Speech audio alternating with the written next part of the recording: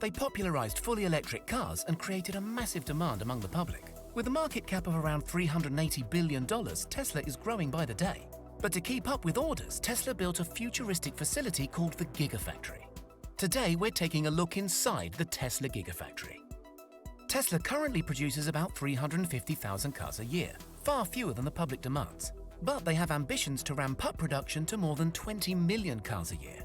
This bold strategy will require numerous advances in their current chain of production, including several larger factories, which are currently being built all over the world. But the bedrock of Tesla's production line is their Gigafactory in Sparks, Nevada. The company's first fully built factory will serve as the model for what eventually could be a dozen massive Tesla factories globally.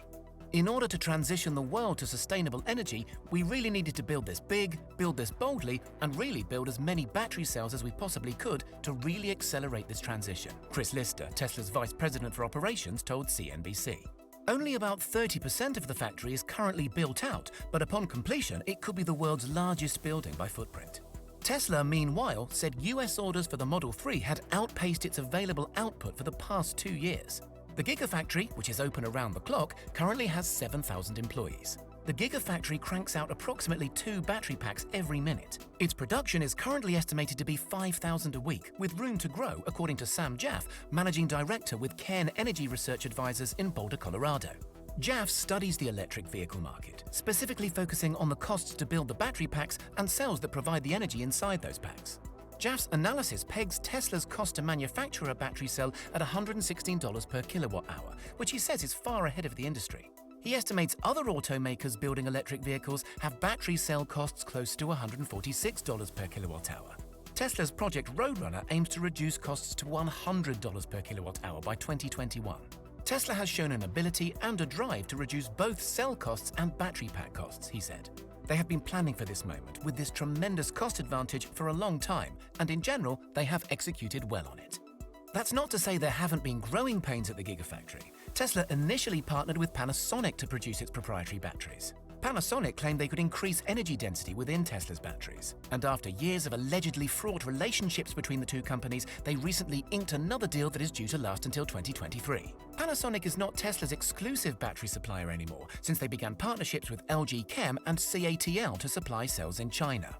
Working alongside the factory's 7,000 human employees are a team of super smart robots. The automated robots can move materials between workstations faster and lift heavier loads while staying charged for 19 hours. Some of the robots navigate through the factory using digital maps. Gigafactory 1 is aligned on true north, which was done so that the equipment can be mapped by GPS and solar panels on the roof can be accurately aligned.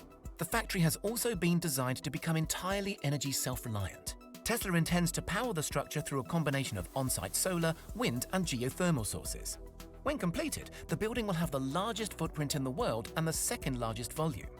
Though Tesla has faced scrutiny for wastefulness within the factory, its master plan includes many energy-saving features. For example, excess heat from equipment such as compressors and high-temperature ovens will be able to not only run equipment efficiently, but to help keep the factory warm in the colder months.